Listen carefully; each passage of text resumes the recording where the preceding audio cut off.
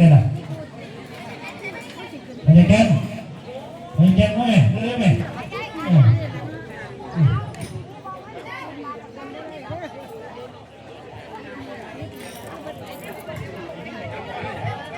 ขอบคุณนะครับเรียนเชิญนะครับพี่น้องบ้านเขาเลยแขกผู้มีเกียรติทุกท่านนะครับมาได้บ้านนะครับหอดมองกอดมองโฮมแล้วนะครับมองนี่แล้วมองเอาบุญคักๆพี่น้องยกมือซาบุญแล้วกันนะครับเมื่อท่านประธานนะครับกำนันสมภารเราใช้นะครับมูซีสามแก้วนะครับเป็นประธานเรื่องนี้นะครับซึ่งคณะฝ่ายสงฆ์กับประตูธรรมศาสตร์นะครับขอบคุณนะครับเป็นประธานในเรื่องนี้โมทนาสาธุกันเป็นพี่น้องเนาะในช่วงนี้หลังจากนั้นแล้วครับกับเปิดของพี่น้องบ้านเฮาหลักขึ้นผูกฝ่ายเจสีนะครับแล้วก็พร้อมครับปะแผ่นทองนะครับต่อไปนะครับตอนนี้สร้างเป็นของร่างเตรียมการดูนะครับพี่น้องบ้านเฮาก็เตรียมเงินไว้นะครับบูชาผ้านะครับบูชาแผ่นทองเพื่อที่จะติดไว้นะครับประดับไว้แก้ไว้ว่าผมจะได้ติดละมูลเด้อนะครับซอฟ้าด้านทางงานนะครับซึ่งเป็นการโบราณเป็นที่สังขรณ์นะครับพี่น้องซึ่งปลายการตะเพียงนะครับอันนี้โคนะครับท่านก็ได้ร่วมใจนะครับในมือนี้นะครับกับรับพลังเงินรวมถึงตั้งผู้นำชุมชนนะครับผู้นำชุมชนฝ่ายปกครองนะครับฝ่ายผู้บริหารนะครับได้ร่วมกันนะครับทั้งการบริหารส่วนตำบลแก้วก็ดีนะครับขอบคุณเป็นอย่างยิ่งแล้วก็ทั้งผู้ใหญ่บ้านทุกหมู่บ้านนะครับที่ได้เอ่ยนามนะครับทั้ง14หมู่บ้านนะครับที่มาร่วมกันในมื้อนี้ครับ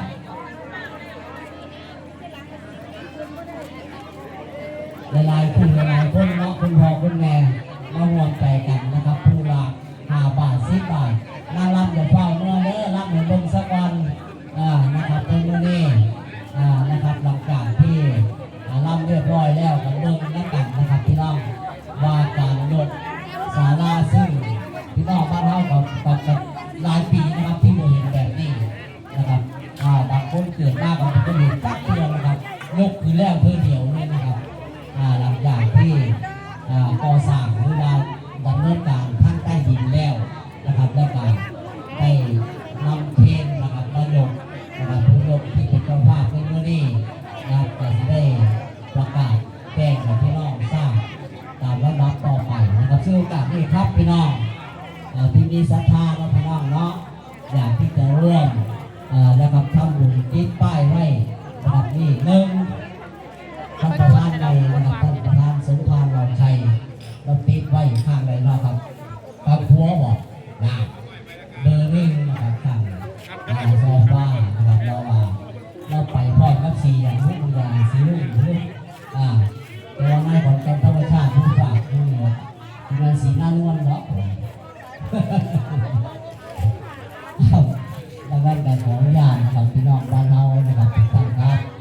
พระราชทานนิมนต์พระพุทธเจ้านะครับตามลำดับนะครับในนี้หากท่านใดนะครับสะดวกขึ้นไปนะครับหากท่านใด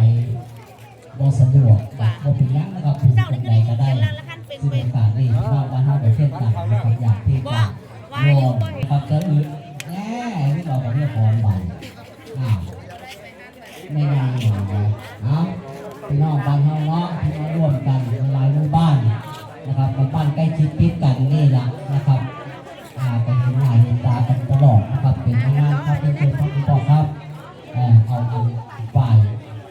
ผ่านเช็ดสีกันเลยพอเด้อหลงทางเรื่องงัวกันเลย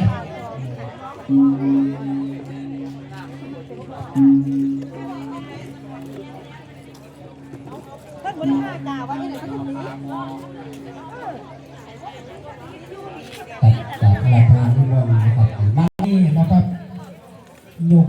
นะครับโค้งหลังคาระดับมันเป็นโค้งเหลือยกหลังคานะครับพร้อมทั้งตัวนะครับวันนั้นพี่น้องเริ่มทยอยนะครับขึ้นไปนะครับเพราะสถานที่มันแคบนะครับสถานที่มันแออัดนะครับแต่ทยอยกันไปนะครับรู้สึกว่าจะมีที่เดียวนี่นะครับในเขตตำบลวัดยาว นี่มองเดียวนี่ละมั้งนะครับยกรถนะครับ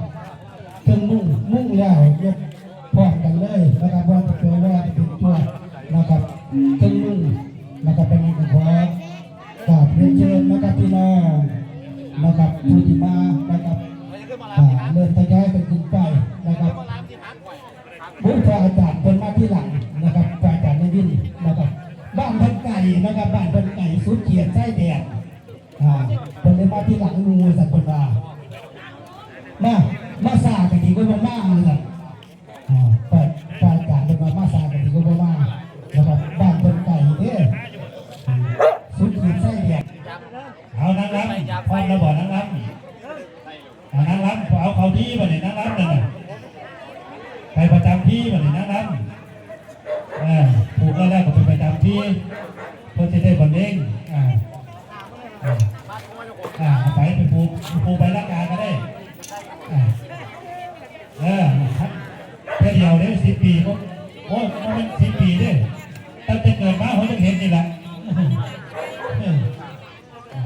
เอาก็เป็นนะก่อนที่หลังงูก็ได้หรอกนางรำเป็นก้อนเลยเจ้าเนี่ยเป็นไปรถเพราะแดกผู้ซอยถูกไปขอคือก้อนมองถิ่นที่มารับมองถิ่นขอคือก้อนเอาผู้ซอยลงมาผู้จัดการลงมาเลยนางรำเป็นก้อนจะได้ผูกกันเพิ่มคนละจะได้ยืน2 คนสุ่มผูกไปหน้ากากเพิ่มส่วนพระพุทธเจ้าไปฟังพระพุทธก็ได้นะครับเด้อพระพุทธเจ้าไปผูกฟังพระพุทธก็ได้ผูกไปหน้ากากนั่นเด้